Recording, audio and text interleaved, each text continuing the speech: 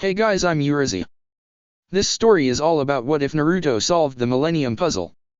A boy forgotten and disowned by his family, an ancient secret buried by the sands of time. Now that he is about to awaken, bringing to light ancient secrets and a lost evil, the struggle of the divinities is about to unleash in the ninja lands. Kin, the chosen one, chosen by fate to be able to save everyone from the return of the shadows and the evil that commands it.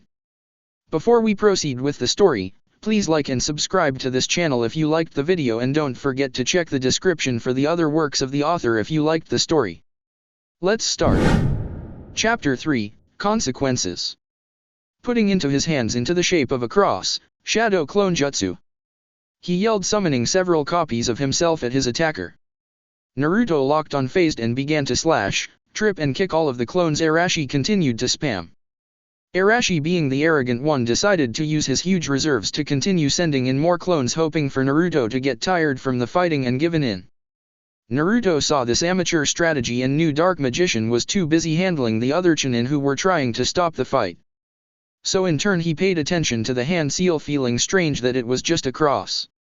So tossing one smoke bomb and jumping back, he attempted the jutsu a few times before 5 pale and slightly winded looking clones appeared. Deciding to master the jutsu at a later time, Naruto ordered his clones to deal with Arashi's clones long enough to make Arashi get tired and rely on a new tactic. Shadow Shuriken Jutsu. Arashi yelled, only for Naruto to quickly jump and avoid the shurikens, seeing that some of them were actually shadow clones. Landing behind Arashi, Naruto blocked a few kicks and punches, grabbing his arm and bending it the wrong way. Arashi tried get up and hit him with his other arm, only for it to be grabbed and shoved into his back. Not letting go, Naruto shoved his face into the ground. Bitch, you don't know who you're messing with.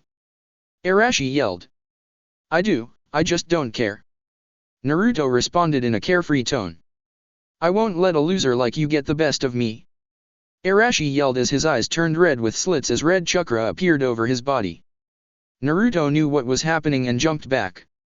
Taking on a defensive stance, Naruto avoided a few quick and reckless attacks which led him into busting through a window. Arashi laughed like a feral animal, keeping Naruto on his toes. Ignoring his taunts and threats, Naruto led him to the gym as he shut off all the lights. Using the darkness as an ally for once, Naruto created several clones and placed them all in hidden areas.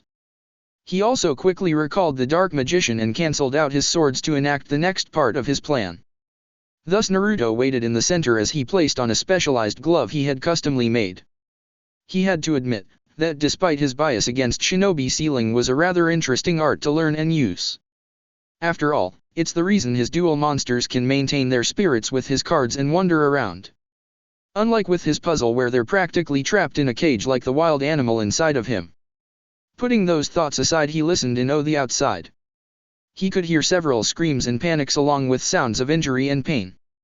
Naruto knew that despite the skill his brother possessed, high mental health wasn't the greatest, and with the flip of a switch, the older boy would tear down everything like a wild animal. He could only hope Arashi was grabbing attention instead of victimizing people. This part of the plan was to reveal the worst in the Namikaze boy, but still knew he was responsible for any witnesses being silenced by the feral Jinchuriki. A couple minutes later, 3 instructors were tossed in bloody and injured. One requiring immediate medical attention, signaling Naruto to hurry up and restrain the Jinchuriki. With that said, a clone turned on the light before Arashi arrived in his 2-tail nearing 3-tailed state. You're dead, you piece of shit. He yelled. Naruto looked unfazed despite sweating and losing part of his breath due to the ki being caused by the biju. As Arashi dashed at him on all fours like a dog, Naruto snapped his fingers, signaling his clones to reveal themselves. Using all the energy they could, the clones fired chains out of their chest, all grabbing a limb, pulling Arashi back with a couple more wrapping around his neck. Arashi growled and screamed into the air like the animal he was becoming. Naruto sighed as he adjusted his glove and approached Arashi. Let me go and let me peel your face off, whelp. He yelled. Naruto ignored this and slammed his fingers into his gut, creating a red lightning-like effect. Keeping his arm up, Naruto continued this process until he was sure the biju chakra had dissipated. So after what felt like nearly a day, Arashi fell unconscious as the biju cloak disappeared. The clones dropped the body and dispelled as Naruto carefully placed Arashi's body. Seeing that the older boy could create no more harm, Naruto took off before anyone else could find him. Meanwhile Viper arrived with the Umbu to the gym to find the injured Chunin and one unharmed Arashi sleeping. Viper sneered at the sight and let the Umbu taking the kid away, knowing the Hokage would try to pardon him and using the excuse of the attacker for his reason. However, as the Umbu left the academy, they could hear the children and a few concerned parents who were on scene. That must have been the Kyuubi. It can't be, Yondaime-sama said he was a hero. Clearly not, I heard he was taking advantage of another girl. It doesn't matter, he attacked those Chunin. You saw that look he had, he was clearly becoming the fox. He's just playing dead. How could the Yondaime house a monster? Was the demon hiding under the red head instead of the blonde? So the real demon is still here. It must be. The Yondaime needs to kill it before it kills the rest of us. Kakashi Hatake was among those Umbu and sneered at the comments and accusations that the son of his sensei and god brother no less was being considered a monster for something out of his control. Maybe a good report followed by some discipline from their Kage would keep these ungrateful villagers in line. Arashi is a namikaze and hero and will one day be the next Hokage. Naruto for his part was already long gone, not bothering to think about what had happened, and continued to keep distance. He couldn't afford to slow down until he was safe and ready to put his glove in lockup. Biju Chakra was dangerous and those namikaze imbeciles have no idea or concept as to how to control it. That's the theory anyways. What if the chakra can't be controlled? It was the strongest of the 9 beasts. Not even the past 2 Jinchuriki were able to control the Kyuubi, and they even had the soul along with it. Their petty attempts were just based on theory. It could either end in a stronger weapon or powerful time bomb ready to go off and take the village with it again. Naruto may not love the village or its hypocritical ideals, but that doesn't mean he doesn't have a need to preserve human life besides than his own. 3 days later. The academy was temporarily shut down due to the council's request. Minato of all people was trying to cover up that his son was influenced by an outside force and made up some weird story of black magic. Sadly, a few morons did believe this and would have continued until the Chunin who were injured along with the rest of the staff and family spoke up. Evidence of threats from the Hokage were brought up and Minato has refused to deny the allegations. Family members of the injured claimed that Arashi was just a demon child reborn, which caused a small riot ensuing to the point Umbu Black Ops had to forcefully quiet down the chaos. Arashi has also gone missing during these past few days as Minato didn't want him to say anything that would be taken out of context.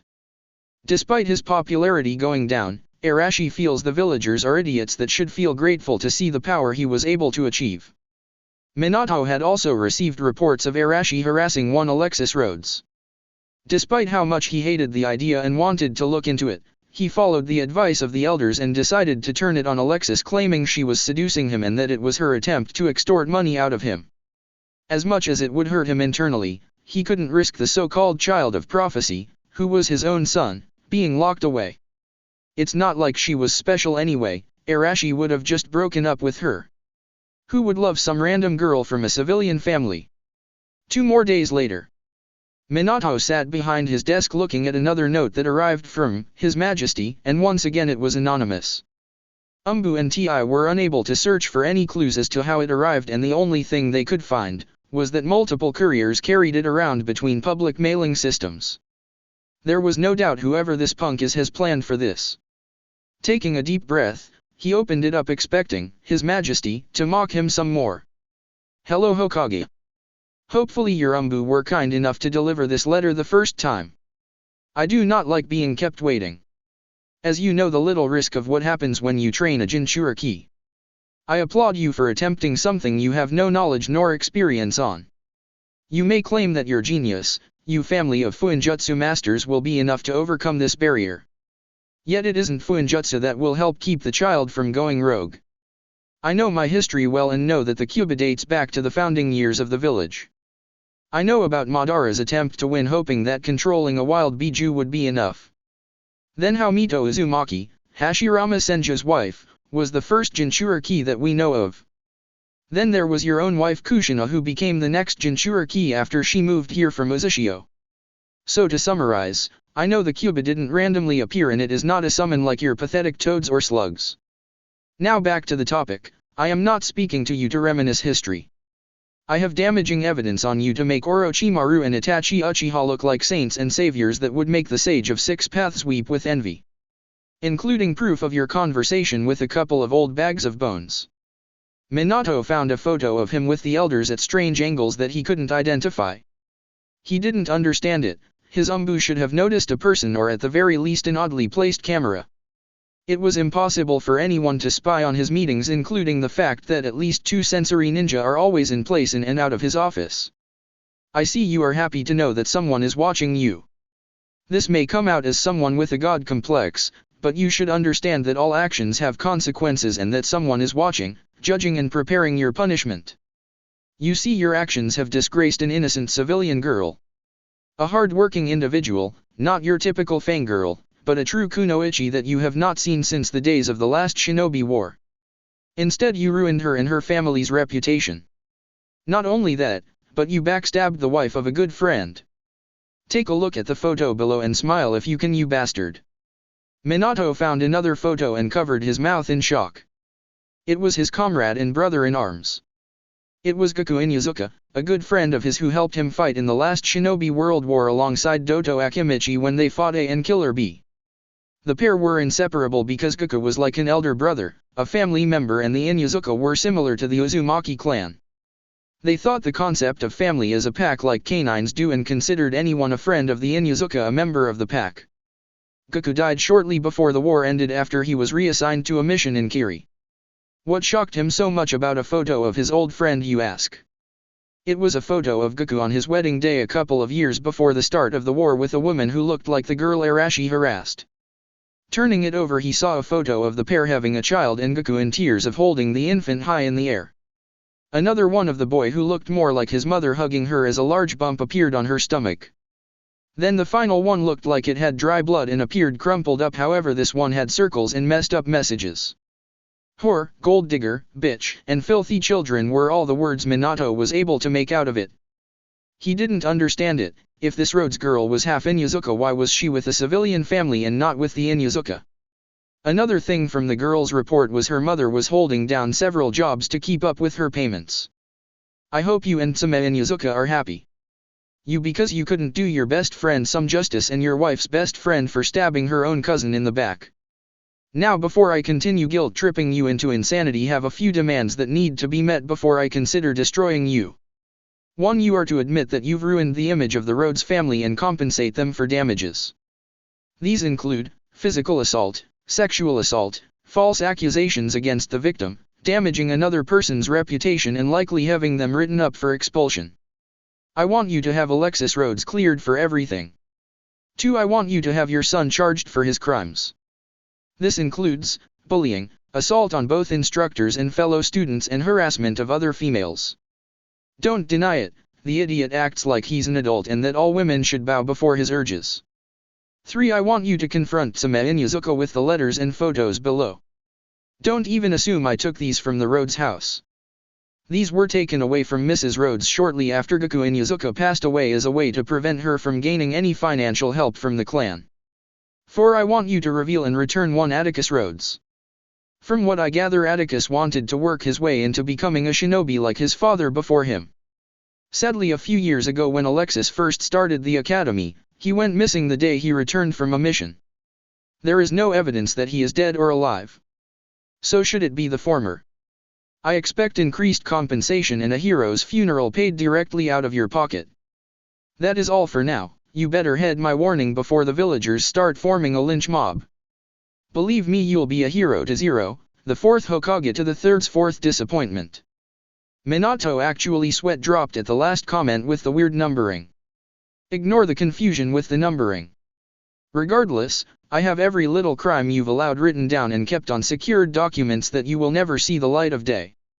Not only will you have the villagers on your back, but the daimyo as well. He won't be happy to see that the Hokage was willing to harm his own civilians for the sake of his own child's image and arrogance. After all, I hear you're such great friends with him, he was willing to sign a marriage contract between his granddaughter and Arashi. Let's not forget the ones with the Hyuga, Yamanaka, and Inuzuka as well. Like anyone really needs chakra chains. I have bloodline users in my ranks and I turned them away and got them high-paying jobs so they wouldn't get involved in my shady works. See that? Bloodline users are humans with their own minds and not breeding stock or mindless tools designed for war. Now be a good Hokage for once like your predecessors before I dispense justice myself. Don't think that you're the only one going down once word gets out of your hidden discrepancies. Think carefully now. I'm watching your every move. His Majesty. P.S. I seen that you finally noticed your son is missing. Don't worry, he's safe and alive.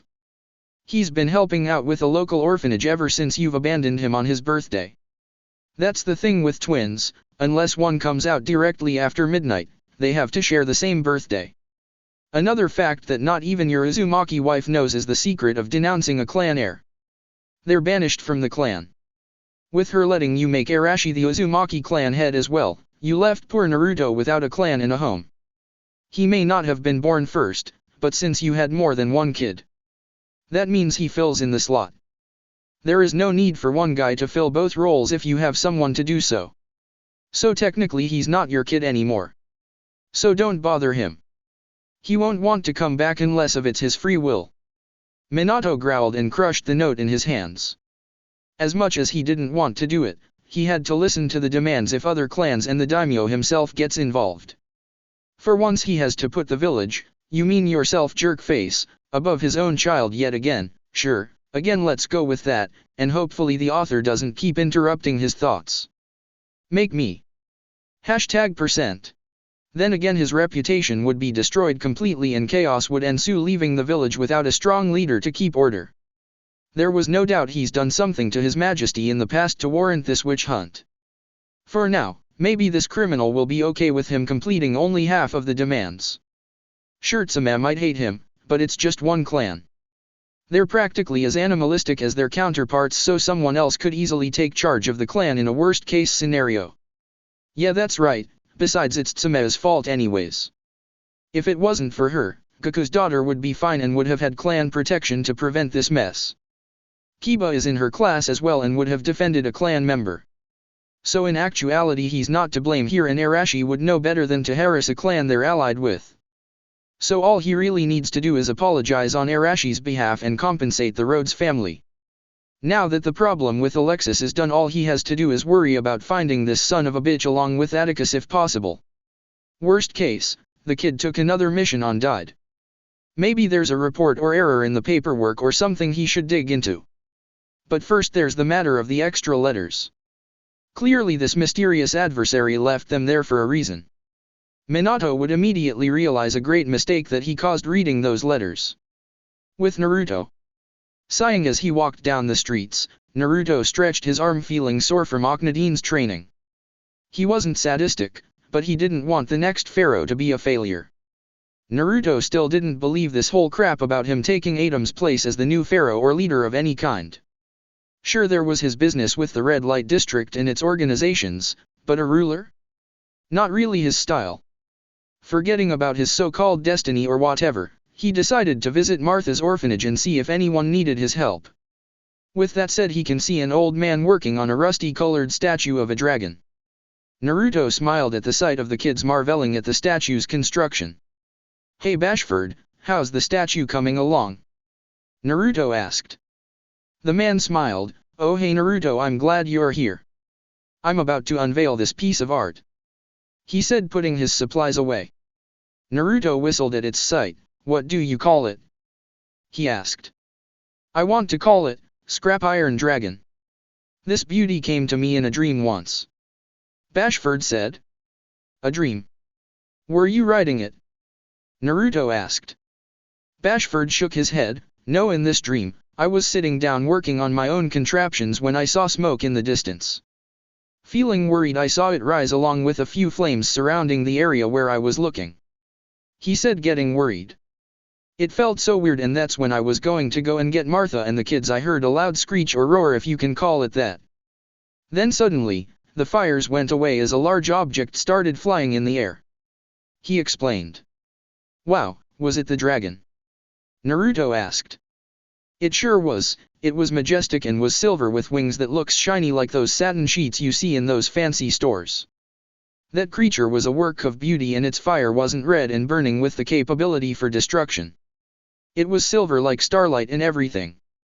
Honestly, this statue is the best way to describe the work of nature I saw. Bashford finished with a hearty laugh.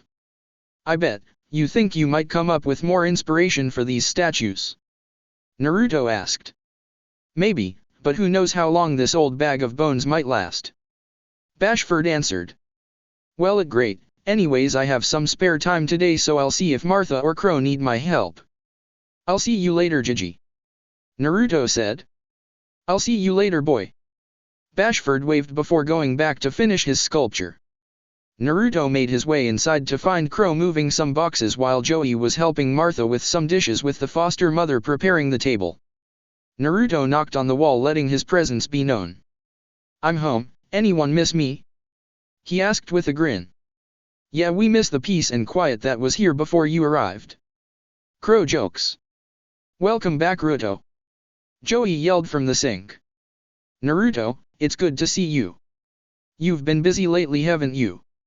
Martha asked as she hugged the boy. Yeah, I've been helping around wherever extra hands are needed. Speaking of which, how are the Rugrats? Naruto asked, breaking the hug. Most of them are either getting out of school or watching Bashford's statue being finished. Crow answered. Well then, do you guys need any help? Naruto asked. The boys can handle their own duties, but I could use an extra pair of hands setting up dinner. Martha answered. Let's get to it then. Naruto replied as he helped set up the plates. A little while later. Dinner was great as usual, or maybe that's just the boys flattering Martha while trying to remain respectful all the same. The kids were well-mannered, everyone had some laughs, and Bashford told stories from the good old days when Hiruzen Sarutobi was only a decade into his term. That's all he mentioned, being the good days. While many kids and other young people thought it was just an old man being used to the olden ways, Naruto could see the true meaning behind him referring to the good old days. Deep down, he noticed things going down into the first few years Hiruzen stepped down. Minato decided to work on gaining reputation and power to keep the village strong. To encourage greatness in the next and current generations of ninja instead of telling the ugly truth to weed out the patriots from the soldiers. All he could see were zealots following the way of the shinobi as a trend and not something that could end your life. From the looks of it, anyone with flashy jutsu and reputation can earn the title of Hokage. Back in the day, not everyone can earn the right to wear the forehead protector, let alone bear the mark of the village. Nobody was even allowed to attend the academy if their goal was to earn fame, money, or power. It was a time for things to be taken seriously, and those who can't handle death or risk fighting for a greater cause. Then again, Hashirama's dream was for peace, and he only prolonged the inevitable deaths building the village. After years of self-training, no one could notice Naruto's calculated thoughts. The whole time he kept that same smile and looked as if he was paying attention to everyone's stories. Taking a small breath, he watched as everyone thanked Martha for the meal and left to prepare for bed. Hey Naruto, you distracted or something? Joey asked, picking up his plate. A little bit, yeah, but nothing too much to think about. Naruto answered. Hey, whatever floats your boat, pal. Remember, you opened up your wallet for Serenity, so my ears are open if you want to talk about it. Joey said. How is Serenity? You keeping tabs on all the boys who want to stare at her beautiful eyes? Naruto asked with a smirk. Joey looked back with an evil smile. If they know what's good for them, they'll look somewhere else. He said with this dark aura around him. Naruto's sweat dropped at the sign of the aura. Luckily the puzzle or Akhenaten himself would have made an appearance if Joey was under the influence. Speaking of which, there have been even stranger things going on lately ever since the puzzle showed up. Like Akhenaten said, he has to prepare for the worst when the worst days come. Putting aside the idea of the apocalypse, he looked back at Joey, who went back to the dishes. You seem to be adjusting well since you moved in. Naruto spoke up.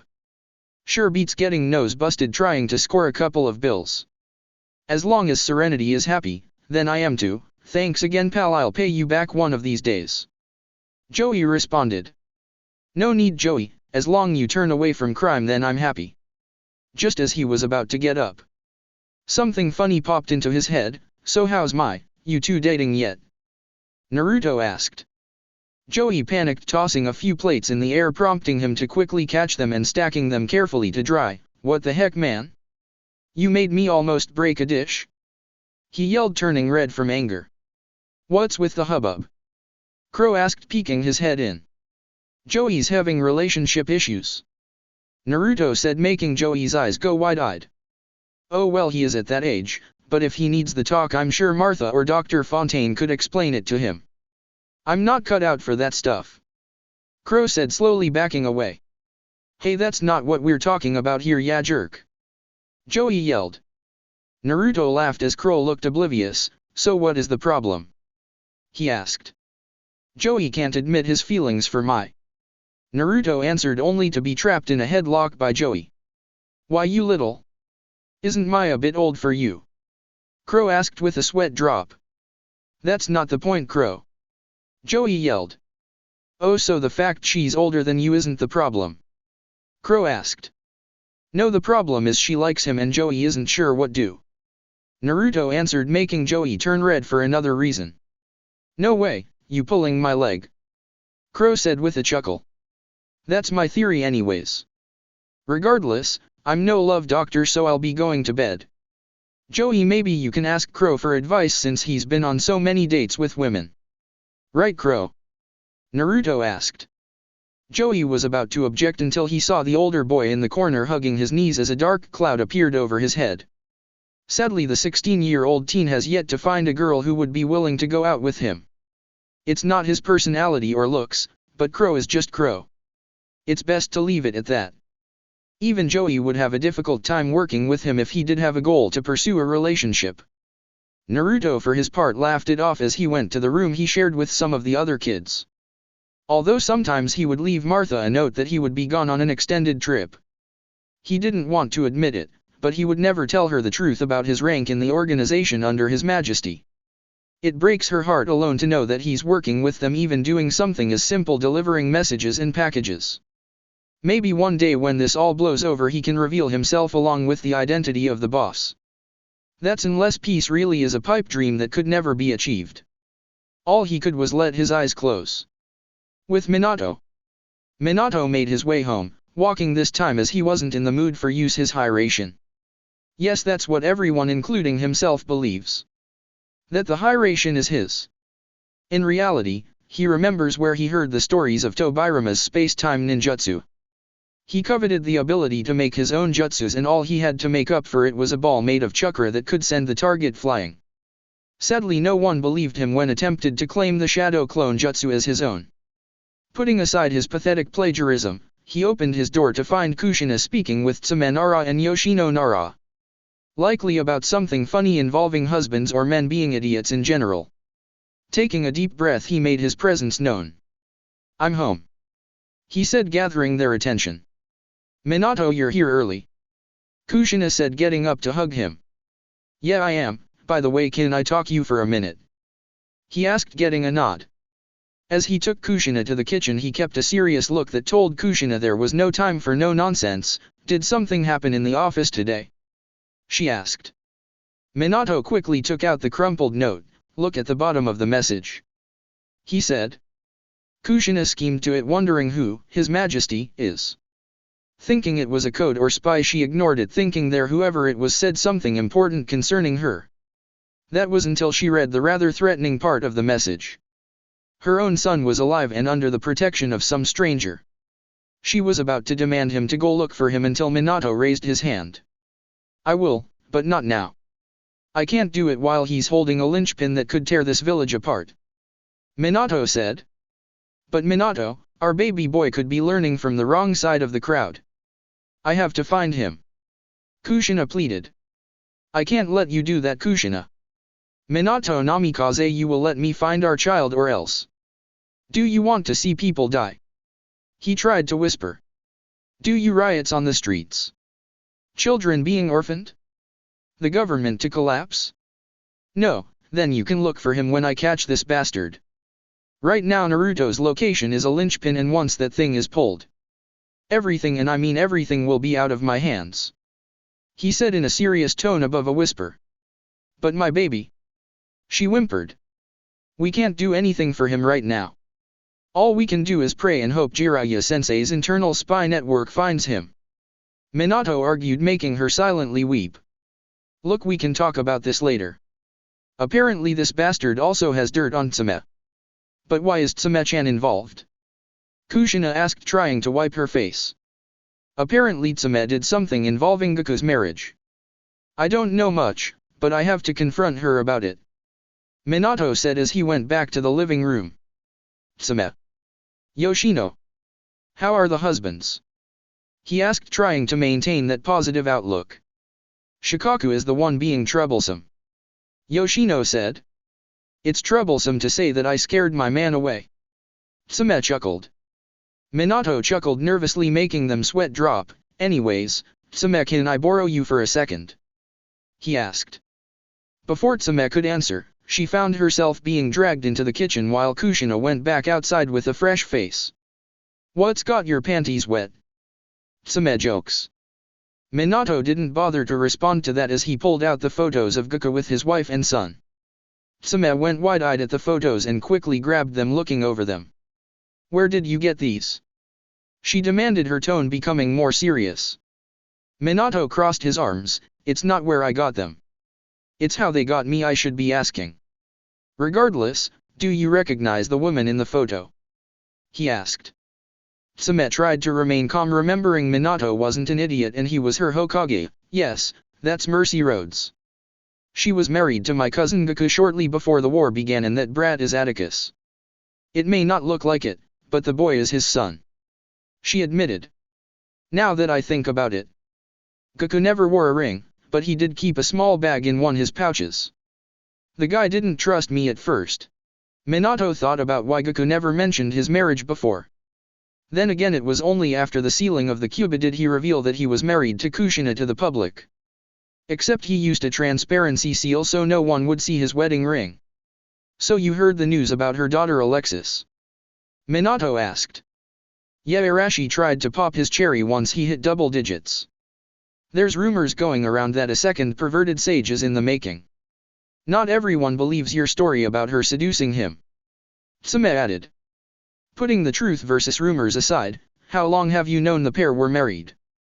Or better yet, why didn't you tell me about Alexis being your niece? Minato asked. Tsume didn't like the sudden interrogation. What are you after, Minato? She asked. Answers, because someone who's higher up than me is demanding justice for Alexis. Apparently the few people who did believe me are making it hell for her. Minato answered, closing his eyes, trying to stay patient. Tsume rolled her eyes, wondering who has the balls to threaten the Hokage. I've known since the wedding day. Apparently Goku's parents approved of it and gave their blessings, but a few people who were my higher-ups didn't like breeding outside. So yes, I knew the girl was my niece and the brat was my nephew. So what? She asked. Well, the person who sent me this wants the both of us to compensate the Rhodes family for screwing them over. Otherwise he's going to reveal to the public about certain things. Along with a few documents to the daimyo that could get me removed and likely thrown into prison. Minato answered. You sure it's not Danzo? He's been after the hat since Tobira Masama died. He didn't like the idea of you taking the hat instead of that snake pedophile. Tsume suggested. I thought of that, but I can't be sure yet. Koharu and Homura are his close allies, and from the looks of it, they're both getting blackmailed too, and the pair would throw him under a train if it meant saving themselves. Minato said, unsure if the cripple was behind this. Minato, you can fight this, can't you? Tsume asked, having no doubt someone of his stature wouldn't crumble before a threat of some stranger. I know that, but I have to be smart about this. This person is the same person who took down the Matoi family. A criminal family that got involved in some shady deals for several decades that not even my own sensei could catch red-handed. Minato explained. Well, you better figure something out. Tsume said as she was about to leave. Before you go, why didn't you try to help Mercy? Tsume stopped cold in her own tracks. If she was your in-law, then why didn't the Inyazuka clan help a pack member? I thought your clan was all about companionship. Minato asked. That's because not all of us accept outside breeding, Minato, and that's how we keep the perfect gene pool. Tsume said. That's not what you said when I agreed to that marriage contract with Hana and Arashi. Minato said. That was different. Tsume shot back.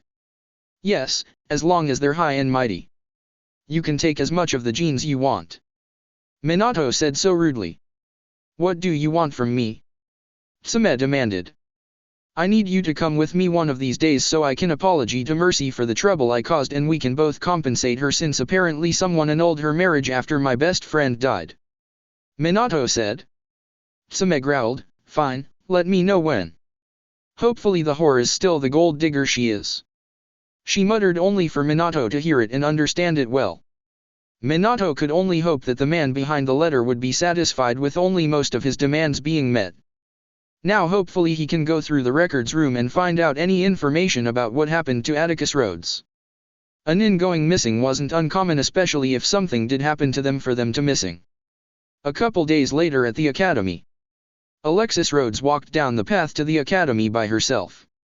Looking down at the road, she couldn't help but to feel depressed. Ever since the incident with Arashi, most of the student body turned against her, seeing as most of them, including a good portion of the instructors, were supporters of the Hokage. Even the ones who were injured haven't come back yet. Everyone saw Arashi for the monster he is, and yet she feels betrayed. Even Blair yelled out that Arashi was going to do something to her, and yet almost everyone has turned on her. Speaking of which, she kept her head down at some of the villagers who began to glare at her. A child shouldn't feel threatened in her own home. That's when all of a sudden someone tripped her and she fell down. Look what we have here. A little whore. Someone poisoning Namikaze-sama's mind. Maybe we should see how far she'll spread her legs. Yeah, let's see what her price is. A group of civilians mixed with shinobi started to crowd her. All Alexis could do was crawl backwards and whimper, fearing for her life. Hey, leave her alone. Alexis looked to see Jaden shoving his shoulder into a random civilian, knocking him down. You little brat! Yelled a Jonin as he kicked Jaden onto Alexis. Jaden! Alexis yelled, trying to help him up. The crowd began to grow and surround the pair. With that said, random members of the class appeared and tried to help Alexis. Chaz and Jesse were holding down some random shinobi. Bastion managed to knock out a few civilians with Senbon, only to grabbed from behind by Chunin. Blair jumped on that same Chunin's back and started hitting him on the head with a pipe until he let go of Bastion. Alexis feared for everyone else's life as Jesse and Chez landed near them with a thud along with Bastion and Blair. The crowd only looked more angry as they began to arm themselves with stones, pipes, and anything else they found useful. Alexis whimpered at the sight, feeling it was her own fault for letting her friends getting dragged into this. You guys, you should have left me. She cried. No way, we're not letting our friend of ours get hurt. Jesse yelled. Yeah, we're in this together. Chez yelled in agreement. Perhaps we should have calculated a strategy to escape this. Bastion said, not liking the looks of the angry crowd. I knew this was a bad idea, but this is for Alexis. Blair said, despite being scared of what slowly turned into an angry mob. No matter what happens, we stick together. Jaden said as they all grabbed each other's hands, hoping for the ties of friendship to be enough. Everyone could hear their screaming and calls for their deaths. Alexis closed her eyes in fear as she gripped Jaden and Blair's hands, hoping for the worst to end. Then suddenly, curse of dragon. She opened her eyes to see someone in all black riding a flying skeleton-like creature, blowing fire, scaring away the crowd. Everyone began to panic as the dragon-like creature began to burn their clothes and their surrounding areas, forcing the civilians and lower-ranking shinobi to retreat. The Jonin and some of the Chunin tried to combat the creature, only for it to be replaced with by a man in purple. Dark magic attack! Yelled the voice who summoned the dragon, creating an explosion, sending the remaining shinobi flying, forcing anyone who wasn't knocked out to retreat. Then Naruto appeared in his disguise, looking at the group. His appearance frightened them, but only convinced Jaden and the rest to cover Alexis with their kunai and shuriken. Relax, I'm not here to pick a fight. Naruto said as he recalled Dark Magician back to his cards. Then who are you? Blair asked. I'm an enforcer from the Red Light District. I helped your teacher save his son from the Matoi family a while back. I'm also the same guy who put that Namikaze bastard in his place. Didn't think he would go berserk though, so that's on me. Naruto explained. Wait a minute, you're that summoner? Jaden pointed out. Summoner? Naruto asked. Yeah, you were watching us that one day at the academy when we got yelled up by Mizuki-sensei. You even gave us a thumbs up before you rode on that blue dragon. Jesse pointed out. Oh yeah, I forgot about that. Naruto said, making them face fault. Wait, so you're the summoner Jaden keeps talking about? Ches asked. I guess, but I don't get where that name comes from. I don't even have a summoning contract of any kind, Naruto replied. Sure you do. You can summon those dragons and that wizard guy, and let's not forget the purple-colored knight. Jaden said with stars in his eyes. Oh those, yes I can summon them, but they don't come from any contract. Naruto explained. But then how do you summon them? Bastion asked, trying to believe what he sees before him. That's a complex secret that I don't want to get into. Anyways, what did you brats do to cause a riot? He asked. Who are you calling brats? You're clearly around our age. Ches said, hating the fact some stranger insulted them. You didn't answer my question. Naruto replied. Why you? Ches, that is enough, thank you for your assistance. Bastion trailed off. Classified. Naruto responded. Okay, classified, we were helping out friend Alexis when several villagers and shinobi were attempting to hurt her. Bastion said, getting a sweat drop at calling him classified. Alexis Rhodes, right? The girl falsely accused of the seduction rumors. Naruto asked, getting a nod from the girl and some angry looks from the men. Naruto quickly pulled out an envelope. I was going to give this to Mercy, but you'll be just as fine. He said, sticking his hand out with the envelope. What is that? Ches asked. Some property that was taken away a few years back. It's my job to return it to its rightful owner. Naruto said as Alexis took the envelope. Now that I'm done for the day. I'll see you brats later. He added as he tossed a rope onto the top of a building and used it to wall run up to the roof. Okay, who was that guy? Blair asked, confused and somewhat enchanted. Alexis opened up her envelope to find a letter inside. Hey guys, there's a message for me and my Ka-san. She said. Hey, isn't that private? Blair asked. It's for Alexis, so it should be up to her. Ches pointed out. Well, I'm going to read it to myself. You guys can look at it too if you want. She said, revealing it to the group. To Mercy and Alexis Rhodes. Words cannot describe how disappointed I am to see our own Kage deceive his people and throw you, one of his loyal citizens, down the drain. It is here that I have to reveal that the Hokage, Minato Namikaze, has intentionally damaged your reputation for the sake of keeping his own son from being locked away. Seeing that only he deserves to benefit, he worked with the elders to make your daughter Alexis look like the whore of the village.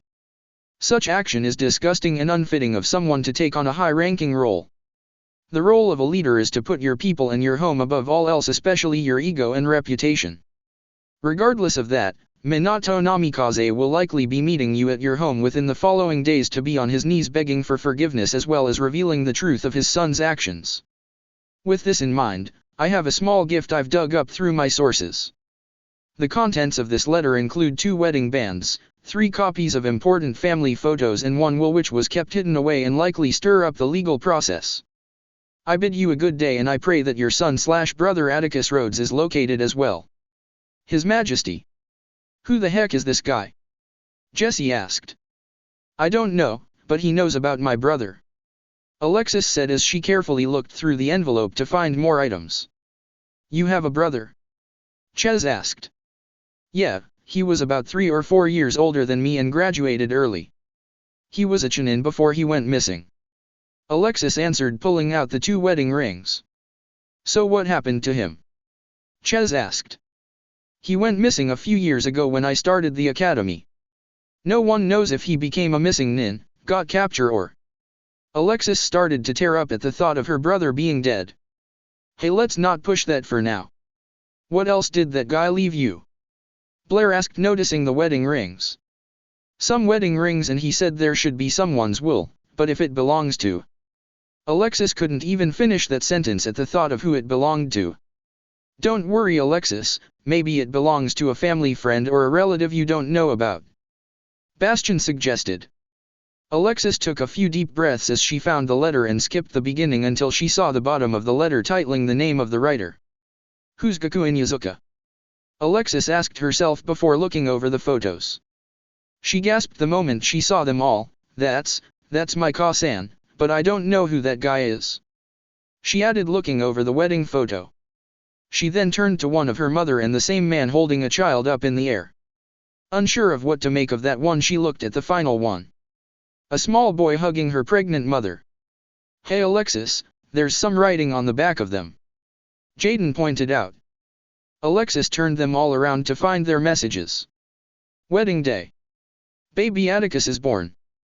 Gaku and Atticus waiting for baby Lexi. Alexis, is that man on your photo your To-san?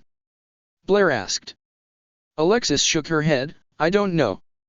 I never knew my To-san, and Ka-san said he was a hero and she wasn't allowed to say who he was without us getting into trouble, and that Atticus looks more like her than him. She explained. Then how is it possible? You don't even look like an Inyazuka. You would have that feral look that Kiba has. Jessie pointed out. I don't know, but it could be genetics. Besides, I've never really liked the idea of having a dog either. Alexis replied. One thing is for sure. Someone is always watching. Jessie said, getting nods from the group. There was no telling who was watching or when it was happening, but as far as some of them knew, they couldn't trust the summoner if he's working with powerful forces outside of their control. Especially those who can reach you at any time with abilities that could potentially rival other shinobi. They would have to wait and see how things turned out. A little while later with Naruto. Yawning, Naruto tried a little parkour, hoping to test his stamina and agility, which only ended with him getting a limp, seeing as he didn't pay careful attention to the layout around him. Clearly some more training with Akhenaten was needed, and a new approach would be something good to consider once he was ready to utilize shadow clones for his training, seeing as the ancient man wanted him to understand the value of hard work.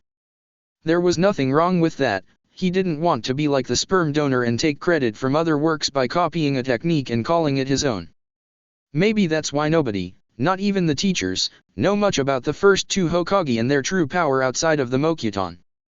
After all, the Uzumaki clan is barely mentioned, and they're identified as any ordinary clan like the Inyazuka or Aburame instead of their extended history like the Senju and Uchiha. It was said, and Minato allowed it to happen. Too bad there isn't anyone who's willing to step up and bring change, or someone to at least stand up to Minato, who was a complete joke to the title. With that said, he made his way back to the hideout, hoping to score a little bit of training from the old man. However, when he arrived, he was greeted with the appearance of another person in Egyptian garb. Naruto was weary of the stranger, feeling unsure whether he's trustworthy, as this could just be a stranger with foreign garbs or a minion of darkness. Landing across from him, the stranger looked at Naruto. Who are you? Naruto asked. I am Shin, keeper of the Millennium Key and Scales. The stranger answered. Another guardian? So you've met Akhenaten? Naruto asked, getting a nod. I was weary of him and judged him with the Millennium Scales. The one known as Zork has lost his influence, and he seeks out redemption for his sins in the past by helping the modern day. Shadi explained his analysis. So what else brings you here? Naruto asked. Shadi draws up his key. Akhenaten says you are the heir to the Pharaoh Adam. Like the Pharaoh before, I have confirmed my suspicions. He said, walking close and pointing his key at Naruto. Before the modern duelist could move away an object, he found his eyes losing their cornea along with mental activity as Shadi entered his mind. The mindscape. Shadi opened his eyes to find himself in a sewer. It was strange, as he expected to find himself in the Millennium Puzzle if this child was really connected to the Pharaoh and his item. Walking down the strange hallways, he found himself in front of a strange cage, finding only darkness behind it. Then suddenly he stiffened as he felt a dark source of energy nearby. That when suddenly a pair of bloodshot red eyes were revealed along with a feral grin. Who are you? Why have you entered my domain? Asked the creature. I am Shadi, keeper of the Millennium Key and Scales. What is the purpose of your presence within this child? Shadi asked, weary of the creature's immense power that it emitted. How do you know I am not the child? It asked. You and the boy are clearly two separate beings. The child clearly has some sort of relationship with you as you share this energy. Shadi answered. Very well, I am the Kyubi no Kitsune. The strongest Biju. The fox boasted. /n, screw it, I'm going back to Kitsune. There's multiple interpretations of everything. Shadi pulled out the scales. Your power is unnatural and not meant for human consumption. I doubt you have any good intentions. He said, raising the Millennium scales to judge it. The fox cocked its head before growling at the sight of the glowing Millennium item directed at him. A few moments later, the scales tilted, revealing the darkness within the Kyubi's soul. Shadi could see its hatred and endless anger that will not be quenched should it be freed, as the creature only pleads for destruction. However, it was also incomplete and missing a good portion of its energy.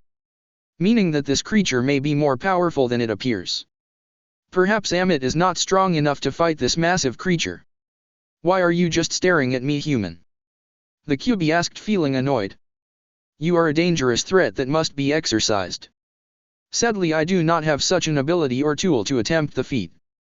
Shadi said, making the fox sneer. Leave my sight if you value your life. The fox threatened as it slammed its tails against the iron bars. Shadi moved on down, wandering around looking for whatever else plagued Naruto's life. In a long journey to the corners of the sewer way, Shadi could only confirm the state of his mind was built due to some feeling emptiness or lack of purpose. From what Akhenaten told him, Naruto was ignored and abandoned by his family, leaving him to fend for himself. The Guardian could only imagine how that has affected his growth, along with being the supposed heir to the pharaoh. As he made his way down, he could find a small passageway leading to several misplaced books. Likely another sign of his upbringing, showing that he's still having issues being organized or something. Despite his wisdom and centuries of knowledge, Shadi-shin was no psychologist. Picking up one of the books, he found images of a pair of happy twins with different hair colors raised by a happy couple. Shadi nodded as he went over it, seeing only scribble as the text, seeing as Naruto was a developing infant to toddler in this stage. Finishing, he was slowly disturbed by the fact his parents just forgot him out of nowhere. Picking up more books, he found Naruto desperately trying to get their attention, only to be shoved out of the way. Looking it over a few times to make sure he was not missing anything, Shadi failed to see if the parents were under some influence or other source that tampered with their minds. The only other thing he could do was attempt invade the minds of this Hokage and Red Death, as they are called. Otherwise this was just a tale of neglect, abuse, and even negligence, seeing as Naruto had returned home late after several assaults from the village guards that they call shinobi. It was even more disturbing to see that the civilians attempted to take his life on more than one occasion and even torture the boy to the point of him mind being close to shatter. All the while his family had laughed in glee for their own daily lives as they trained the older twin brother, Arashi. This was rather troubling, and it only got worse when Naruto was being put to work like a slave to do housework when the parents should be doing it along with Arashi, who clearly lounges around. It's as if the older boy used his privilege as the older son and along with his access to Biju Chakra. It must be related to that creature he had encountered earlier. It also explains why it felt incomplete and seemed weaker than it appeared during their encounter. Shadi knew he had to learn more about this mysterious energy they call chakra, as it seems too unstable for humans to handle if creatures such as the Kyubi exist, and this world cannot survive with hulking beasts that live off of their hatred. Continuing, he found a page leading up to his abandonment. Apparently there was a ritual where the houses would declare their future leaders, known of what they called clans. According to this, Arashi was the eldest and was automatically the leader of the Namikaze clan, despite his father being an orphan coming from no one. Putting aside the sign of arrogance, the mother, known as Kushina, came from an actual clan according to Naruto's knowledge. The Uzumaki clan, and not having to rely on a child's knowledge alone, Shadi knew that a man only needed one home to prosper, meaning Naruto would be in line to lead the Uzumaki. However, he was wrong. Shadi saw the memory of Minato denouncing Naruto and claiming Arashi to be the head of Namikaze and Uzumaki. That's when he learned the strange rule of the village. That should a clan heir be denounced, they are banished from the clan, as it means they are unfit to be a member if they cannot handle being the leader, let alone handle being within the clan. Clearly the parents acted as if they were jumping ship, leaving Naruto without a home. Shadi only sighed, feeling for the child, and continued onward. This was the day Naruto came across a suspicious man in a robe and mask that covered his face. Clearly this was no honest man, as he sold Naruto the Millennium puzzle, tricking him into believing it would grant him friendship. Instead it granted him audience with the Pharaoh Atom and taught him the basics of dual monsters along with the history of Egypt and the Shadow Realm. Time passed and Naruto began to work as a member of a crime syndicate, one which helped him survive as a child and treated him as nothing less than an equal. From here he was secretly a high-ranking soldier in the force, but instead of committing crime he would commit lower-level actions to reveal important information to the police force on the corruption and underground crime rings committed by nobles and other civilians. From here Naruto would despise ninja and their very way of life. However, it wasn't hate, but rather a great disgust, and with reason too. For so many years, he would assault other shinobi who would often harass other people, accept or demand bribes, and even look away with the proper motivation. If anything, Naruto was a vigilante and decided to take it upon himself to clean the village, starting with his turf inside the red light district. Other than all of this, Naruto has been indifferent and can only be seen as a criminal according to the laws started by people who cannot withhold their rule and power without demanding more. It was a sad sight for a child his age to take it upon himself to bring change upon society. Then again, Pharaoh Atom was not much older when he succeeded the throne from his father.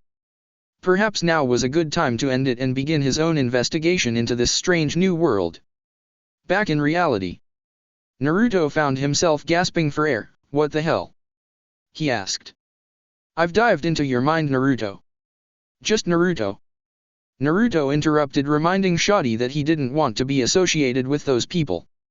Shadi nodded. I can already tell that you are pure of heart, but it is not the goodness of one's soul alone should one take the role as pharaoh. Rather their intentions and abilities in preparation for what is to come. He explained. Do you need anything from me for now? Naruto asked. Shadi shook his head. No, I will be watching you for now, Naruto.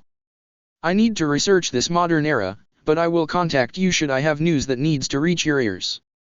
Oh, and I believe Akhenaten needs to speak to you about something, he said before leaving. Naruto nodded and went into his hideout to look for Akhenaten. Hideout. Right there, he found Akhenaten having a spot of tea with a familiar face. Ah, Naruto, I'd like you to meet someone. A rather famous individual if you don't already know. Akhenaten said. Hello Naruto, I am the Sandaime Hokage. Hiruzen Sarutobi, and I've been wondering where you've been for the past 4 years, said the current god of shinobi himself, making his presence known. Naruto stiffened at the sight of the old man, thinking Minato sent him, probably to send him back to those people. There was no way he could take on the Sandaime even if he is elderly and retired.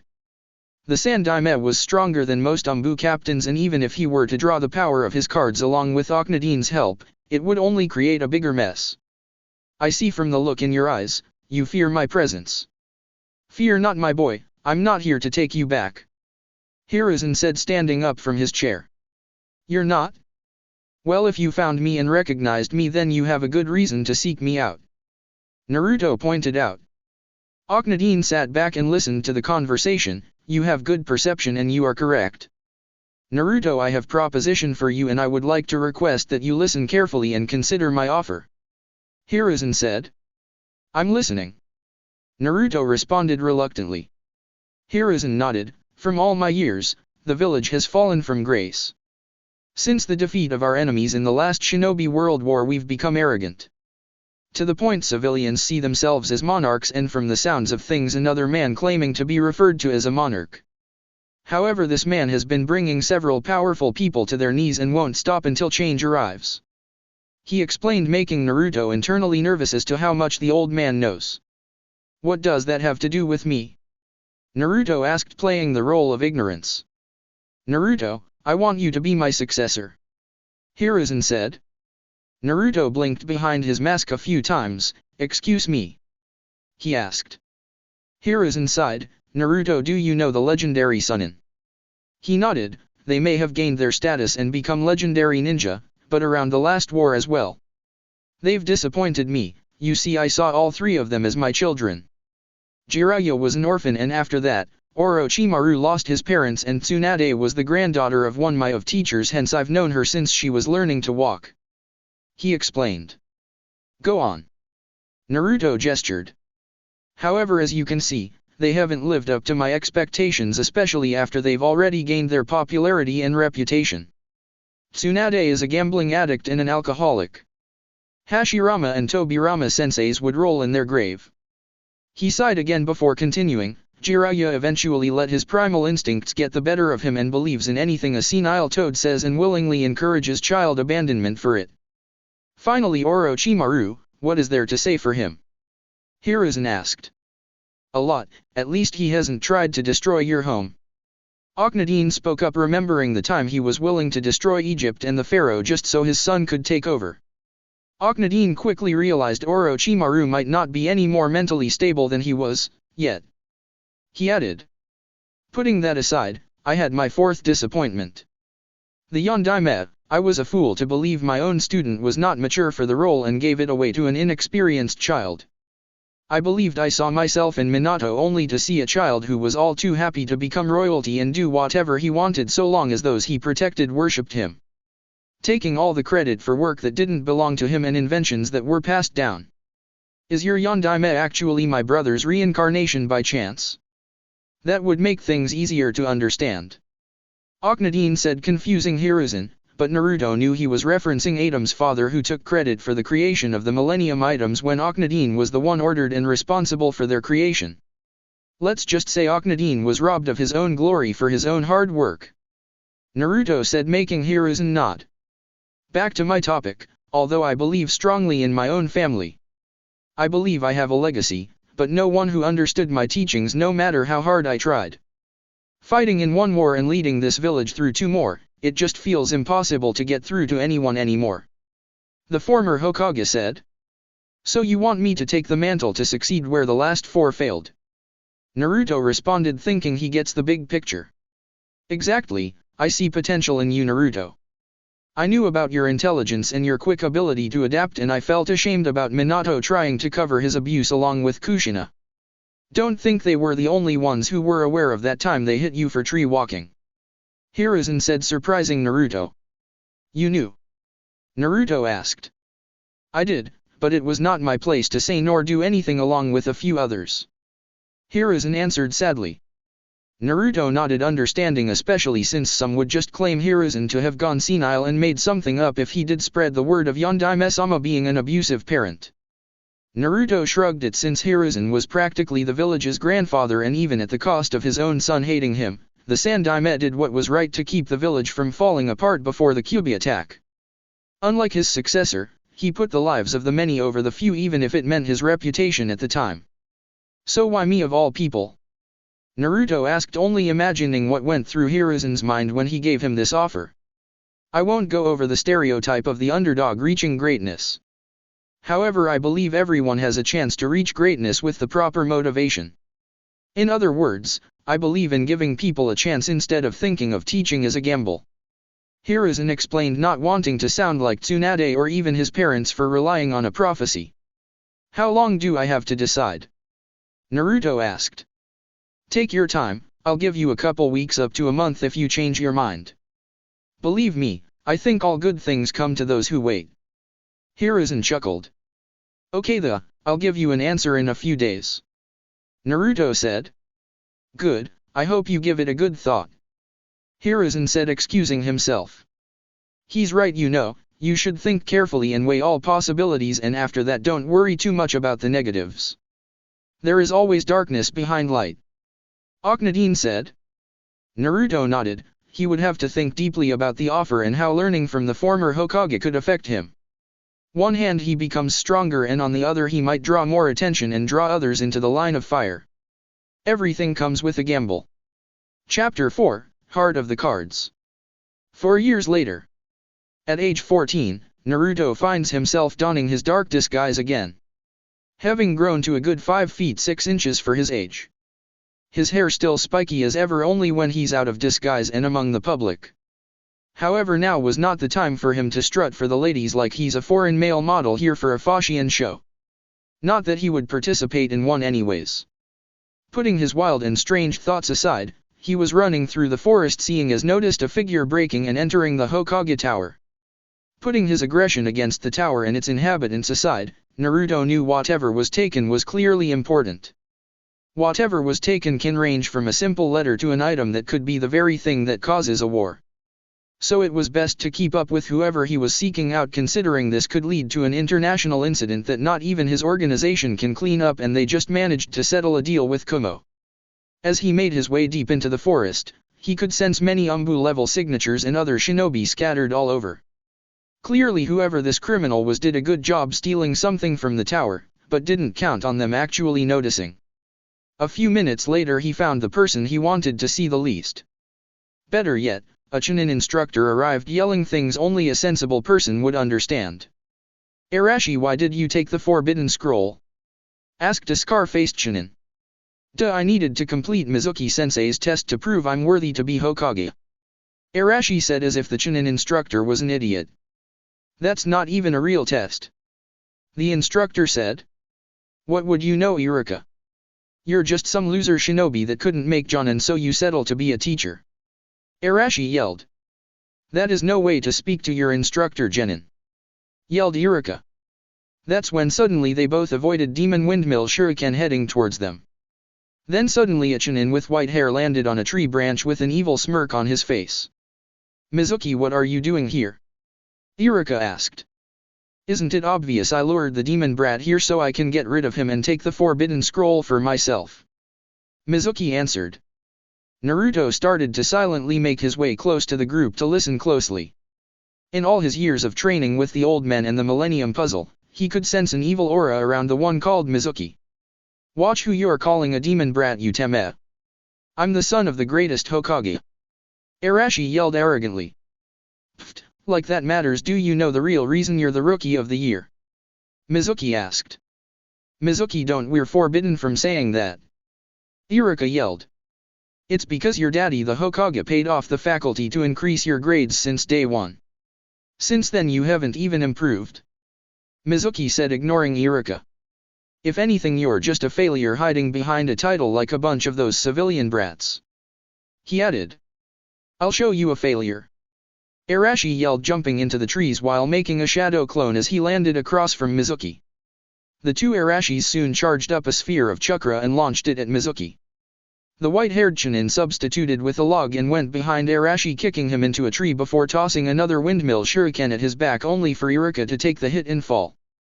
"Iruka-sensei, you saved me. That means you know the truth, right? Tosan didn't rig my grades, did he?"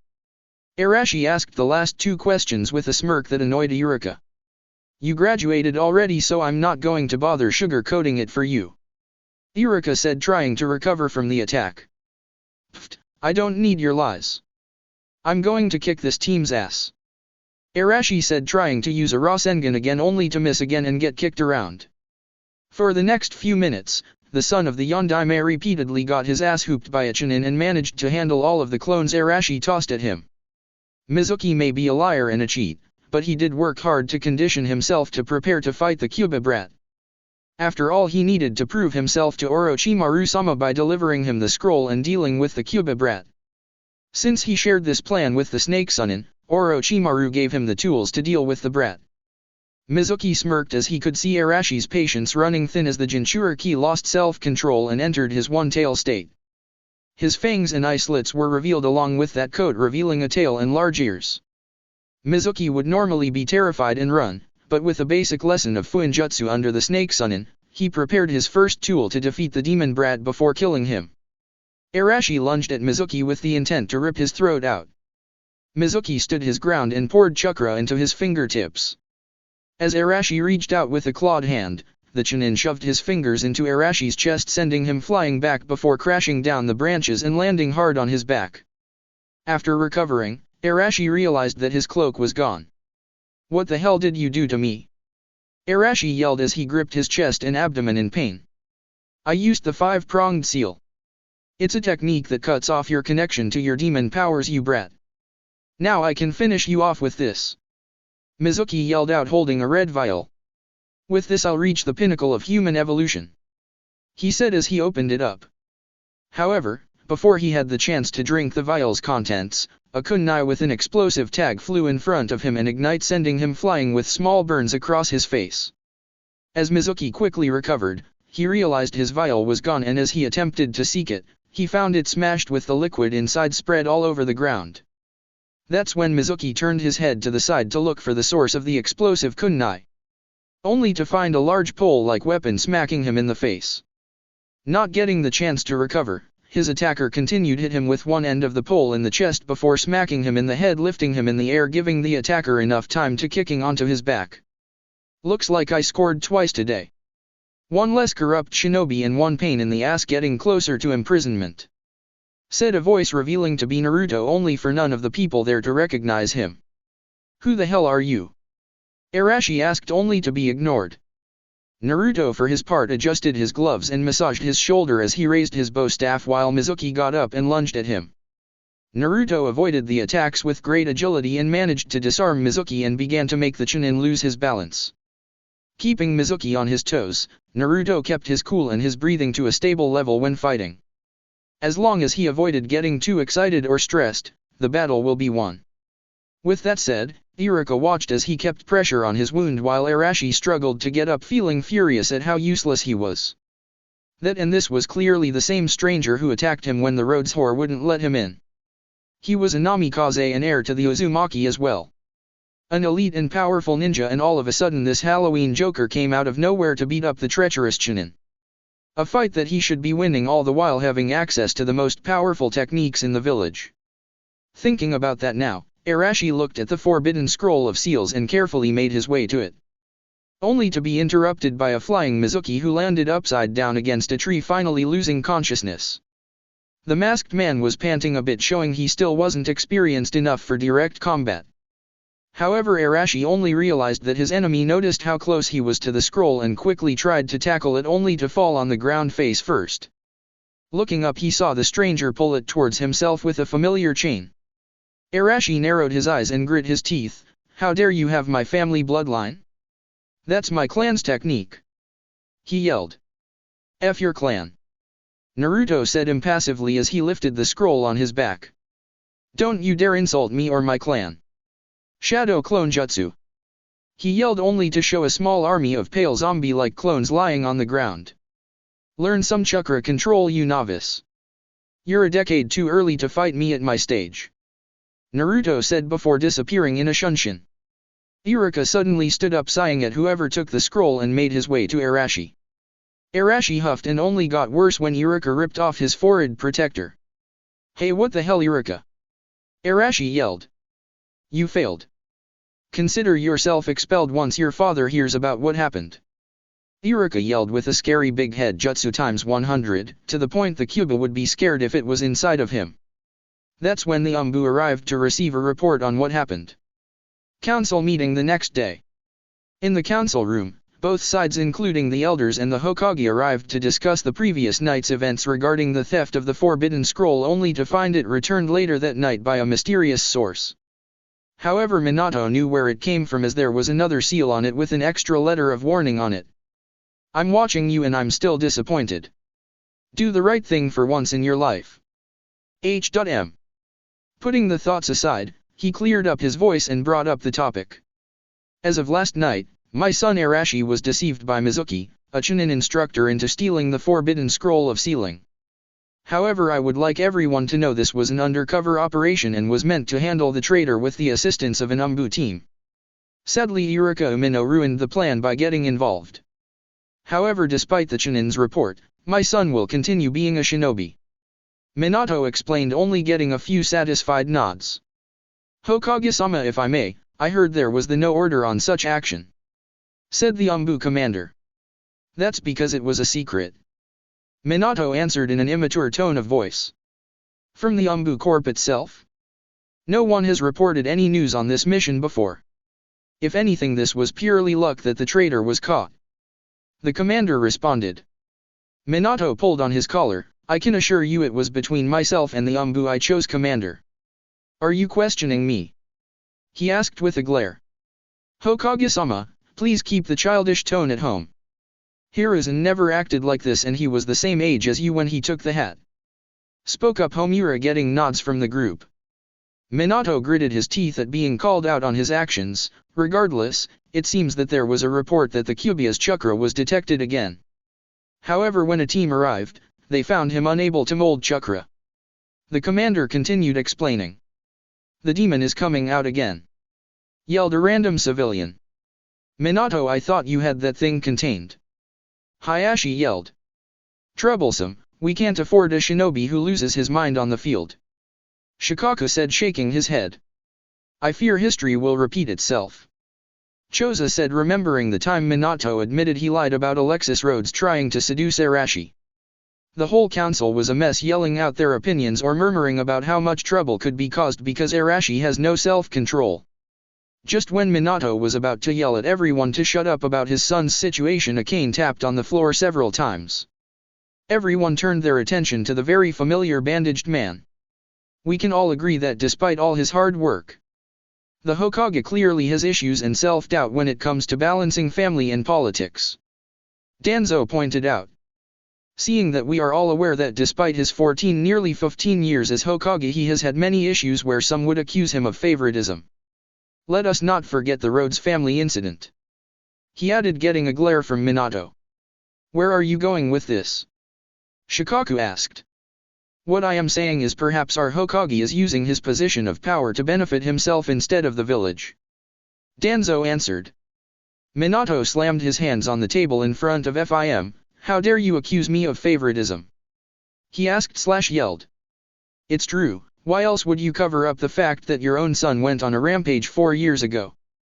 Shortly before that he was harassing a young woman who in turn you had written off as a seductress despite only being an adolescent. Danzo explained with a hidden smirk. Those are false accusations and you know it. It was just a misunderstanding that I cleared up. Minato yelled. Only because you and the Inyazuka clan head paid the matriarch of the family as reimbursement for branding her daughter as a whore. Danzo continued, making the Yondaime seethe at his words. Enough. Homura yelled. Seeing as Yondaime-sama is not in the correct state of mind and has covered up his own transgressions in the past, we cannot rely on him to properly punish Arashi for his actions. Hiruzen spoke up. Hiruzen, not you too. Minato yelled, feeling betrayed. Minato, I did not give you the hat to give you privilege. You of all people should understand the meaning of hard work. Do you think I covered up every transgression both of my sons have been through? Hiruzen asked. Sure, you must have helped in some way. Minato trailed off. I trained them, encouraged them, and treated them as an equal shinobi. Once they put on those forehead protectors, that's when they knew they had to take things seriously and not rely on the Sarutobi name as a crutch. Hiruzen yelled back, further proving why Minato was never given the title as the next god of shinobi. Minato was lost for words and didn't notice Danzo's victorious smirk. With that in mind, I suggest we remove Arashi from the corp completely. Danzo said. Out of the question. Minato yelled, trying to order it. I believe our honorable elder is on the right here, Hokage-sama. Choza spoke up. What? Minato asked. He's right, we can't guarantee that Arashi will be a loyal and well-behaved shinobi. He may be more of a threat to his teammates than the enemy. Shikaku added. I second that, it's only a matter of time before he allows his Biju to roam free and attack again. Hayashi added. I can't believe any of you. Do you honestly believe my son of all people is a threat? Minato asked. Minato, you have to realize that the village has to come first. Arashi is just one person. Would you really let hundreds, possibly thousands, get hurt or die if he goes on a rampage? Shikaku asked. My son will not go on another rampage. I'll double-check his ceiling and add another suppressant. Minato trying to sound like the good guy of this situation. How about a wager? Koharu asked, speaking up as well. Let's say you can keep your own child under control. Should you prove that he can be a reliable and trustworthy shinobi, then we will never cross you on this matter again. She said in a sickly sweet voice. Deal. Minato said with urgency in his voice. Hold your horses, you can't bet on a horse race where there's only one horse. Danzo interrupted with a smug look, to make it fair, if you fail on your part, you must not only remove Arashi from the corp, but his ability to use chakra, and must be locked away from the public where no one can reach him. He finished. No deal. Minato replied childishly. I'll vote for removal of the Yondaime instead. Homura asked as he could see some of the shinobi council considering raising their hands. Fine, we'll play it your way, Danzo. This meeting is adjourned. Minato said reluctantly as balled his fists to the point blood almost came out. This was not a good situation for the child of prophecy, and while he was at it, his sensei, Jiraiya, hasn't received word on Naruto's location in order to save him from this crime lord who thinks he owns the village just because he made a few mistakes. A week later, Team Assignments Day. Among all the chatters and whispers, Iruka managed to silence everyone for once without turning into a giant bobblehead. It was because of his patience he reluctantly returned Arashi's forehead protector, since the Hokage claimed it was a misunderstanding and that Iruka should forgive Arashi's attitude. Iruka just ignored Minato and took his list to announce genin teams. Taking a long breath after giving a long speech about comrades and friendship and rainbows and something else nobody bothered paying attention to, he began to announce teams. Team 1 will be /N, FYI according to the internet. Team Guy is actually Team 3, and that numbers like 4 and 9 are considered bad luck, so they're actually skipped, not in circulation, you weirdos. So I'll use the Japanese tradition since it's easier to use their terms when I write. Yes, I have started doing this for Persona in case you noticed the weird combinations and transitions. Team 5 will be Bastion Sawa, Alexis Rhodes, and Ches Princeton. Your Jonin-sensei will raid Onamayashi. The group got settled. Bastion and Alexis were the brains and Ches was their main assault unit ever since he started improving his techniques in taijutsu and ninjutsu, claiming a mysterious friend helped him in a pinch. That and he was less arrogant, not that he ever reached the level of the clan heirs, but he matured to the point he gave up his crush on Alexis and became good friends with everyone, and Bastion stopped annoying people with his calculative mind and words. Team 6 will be Blair Flanagan, Jaden Yuki, and Jesse Anderson. Your Jonin-sensei will be Hayate Gecko. Jesse and Jaden high-five while Blair chuckles at their antics. This trio was wild card to say the least, and it was best to keep it at that since their teamwork was probably what got them recommended to stay together. Team 7 will be Sakura Harano, Sasuke Uchiha. Iruka was interrupted by a powerful ear-shattering shriek. True love conquers. Sakura found herself interrupted by a wooden chair to the face, knocking her unconscious courtesy of Arashi. Wait, where did he get a wooden chair from? They have those weird benches that are attached to the desks. Oh well, at least this character had one redeeming quality in him. As I was saying, Sakura Harano, Sasuke Uchiha, and Arashi Uzumaki Namikaze. Iruka ignored Arashi banging his head on his desk several times. Your Jonin-senseis will be Kushina Uzumaki Namikaze and Kakashi Hatake. He finished. Iruka-sensei, how come they get two senseis? Asked a random academy student. I have an idea, but I'm not allowed to say it out loud. Iruka answered cryptically, leaving the student to realize that it might be the privilege of being clan heir and the other being the son of the Hokage. Next teams are same as canon, plus Iruka gives a speech about ponies or something. I can't remember details, but neither do you. Everyone at this point waited for their teams to show, eventually leaving Team 7 alone as Kushina had to drag her husband's former student by the back of his collar, threatening to burn all his books if he pulled this stunt again. Having no tolerance to be late for team meeting of her son and her best friend's son. Meanwhile with Naruto. At Martha's, Naruto looked over the final tweaks of his newest version of the Diet Hank. However, he wanted to rename it, knowing the forces of the Shadow Realm would be coming soon according to Akhenaten, and with his latest cards arriving, it only made sense he needed to prepare himself and make sure these new ones were working properly. He called them dual discs. While he was at it, he managed to manifest a few blank cards thanks to a special connection he had with the Millennium puzzle. It was strange, but he felt like not all these cards belonged to him. As if the spirits inside of them already manifested and awaited their summoner. He tried it, moving around or making up some weird methods to make the cards awaken, only to be rejected. However, that's when he realized that its free will refused him and wanted to seek out its own master. This was confirmed when Serenity came up to him, hoping she wasn't bothering him since Joey wasn't around and felt bored. Naruto wasn't at all bothered and saw the younger girl as a little sister like he did all the other kids at the orphanage.